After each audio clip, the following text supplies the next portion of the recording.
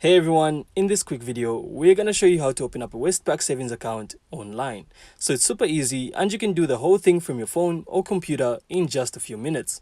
Alright, so the first thing you have to do is simply go to the Westpac website. And once you're on the homepage, simply look for the bank accounts section. Then simply choose savings accounts. So Westpac has a few options depending on what you need.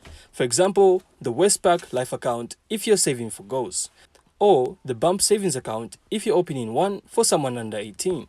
And once you've picked the type of account you want, simply click Apply Now, and you'll then be asked to fill out some details, things like your full name, date of birth, email, and phone number. And if you're already a Westpac customer, you can also log in and your info will automatically fill in, which makes it even faster. So next, you then need to verify your identity. So Westpac usually lets you do this online with your driver's license, passport, or Medicare card. So simply follow the on-screen steps and you'll be good to go.